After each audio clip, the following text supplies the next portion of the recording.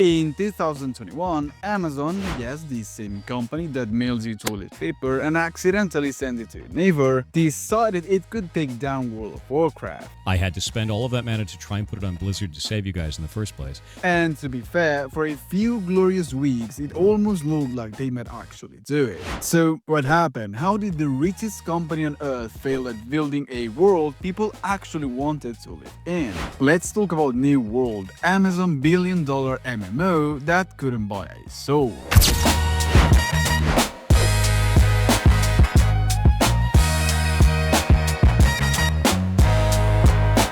Let's rewind. It's 2016. World of Warcraft has been dominating the MMO market for more than a decade. Every challenger that came for its throne, like Wildstar Reef, Terra, The Secret World, Star Wars The Old Republic, they all ended up in the same graveyard of MMOs that were actually kinda good but couldn't take the World of Warcraft place. Amazon Game Studios looked at that history and said, "Hold my billions." They had the resources, the servers, and the infrastructure. They didn't need to worry about publisher drama, funding, or subscription fees. They could afford to dream big.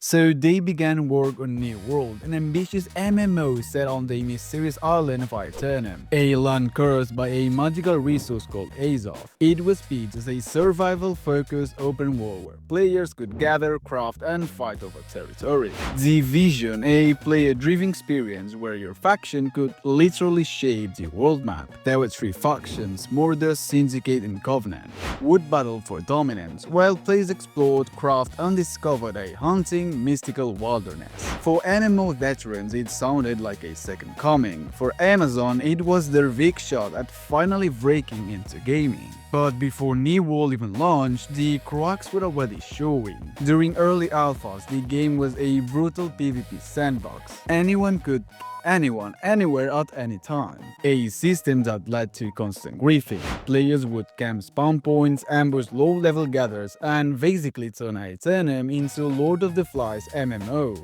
Amazon panicked, and they realized they were about to release a game that only appeals to the kind of people who think ganking is a personality trait. So they pivoted hard towards PvE. Suddenly there were quests, dungeons, and more structural leveling experience. The problem was that the game wasn't built for that. Combat and progression systems were never designed for a long-term PvE content. This change late in development caused massive internal reworks, delays, and redesigns. Developers reportedly spent months rebalancing systems that had been scrapped or rewritten 3 times. And that lack of focus haunted New World from the start. Was it a PvP sandbox, a PvP adventure, a crafting simulator? The answer seemed to change every month. But despite the chaos, the hype kept growing. The closed beta drew millions of players, streams praised its visuals and scale, and Amazon doubled down on marketing. This was it, the big one. September 28, 2021. New World finally launches, and it's a hit, a massive one. Nearly 1 million concurrent players on Steam. Servers were packed, queue times were hours long. Amazon had to open hundreds of new servers to keep up, and people still couldn't get in. The internet was on a fire with excitement. For a moment, it felt like we were witnessing the birth of a new era. And then, just as quickly, things got weird. Reports started surfacing that New World was frying GPUs. Players joked that Aeternum wasn't just a cursed in game, it was cursed in real life. Amazon insisted it wasn't their fault, but the memes were unstoppable. Still, the launch wasn't a total disaster. The game looked stunning, the combat was weighty, and the gathering crafting loop was surprisingly addictive. Chopping down trees and mining ore actually felt satisfying.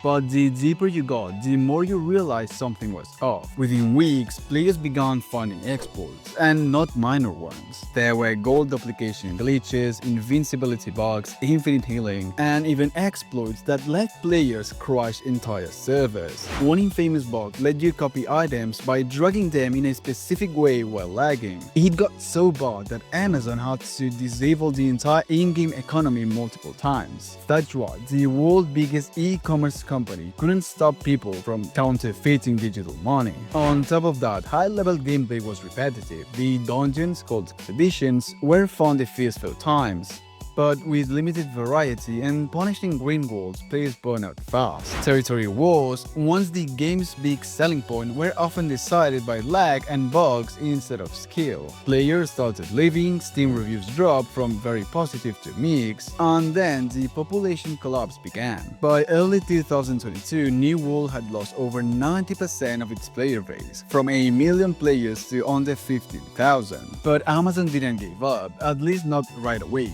The devs worked hard to fix bugs, rebalance combat, and add new zones. They released major updates like Brimstone Sands, introduced new weapons like the Great Sword, and overhauled progression. They even brought in community feedback and promised a roadmap for long-term updates.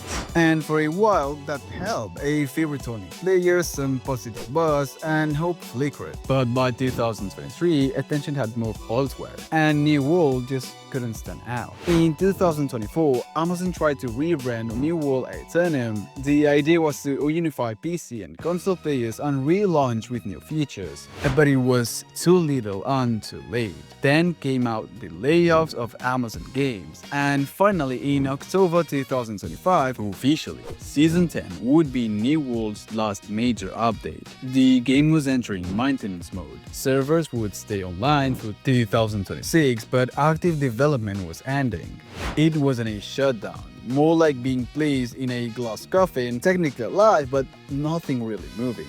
So what went wrong? How did Amazon, with all its resources, fail at something so many small studios pulled it off better? The reason one was a no clear identity. Was it a survival game, a PvP MMO, or a PvE RPG? New World tried to be all three and ended up being none. Players couldn't tell what kind of experience they were signing up for. And when everyone's expectations are different, no one's happy. The reason number 2, the wrong kind of ambition. Amazon thought money could solve design problems, but MMOs live and die by long-term players' engagement. You can't buy community, you build it slowly, painfully through years and trust and updates. The reason 3, a lifeless world. Aeternum looked amazing, dense forests, golden plains, creeper ruins, but it lacked heart. The NPCs were bland and the story forgettable, with many players calling it a beautiful world with nothing to do. Reason number 4, too many pivots. Every design shift cost months of development and alienated someone.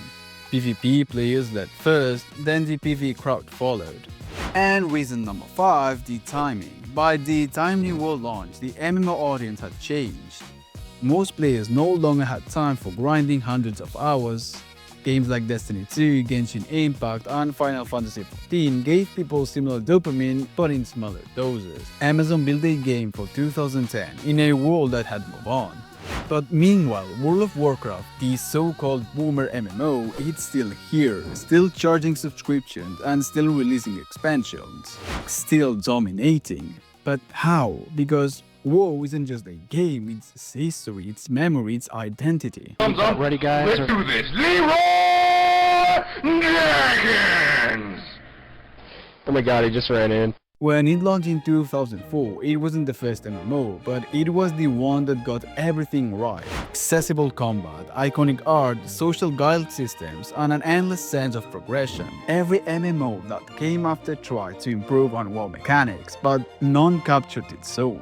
See, Blizzard didn't just build content, they built community. People met their lifelong friends and sometimes their spouses in Azeroth. Guilds became families, expansions became shared memories. Even when WoW stumbled, and oh boy it stumbled with World of Draenor, players always came back because they weren't just logging into a game, they were logging into their past. And Blizzards know how to play that nostalgia like a violin. Classic WoW, Season of Discovery, the constant stream of expansions, it's all designed to make you say, yeah, maybe I'll resubscribe for a month. And then you blink and it's been 6 months and you're farming mounts again. It's a cycle New World never established. You can't create loyalty overnight, you have to earn it. One patch, one memory, and one ride at a time. So what do we learn from New World's story? That even a trillion-dollar company can brute force creativity. And that MMOs are built on trust and not transactions. And that throwing money at a genre defined defined by passion doesn't guarantee success. It just makes your mistake louder. New World had everything except heart.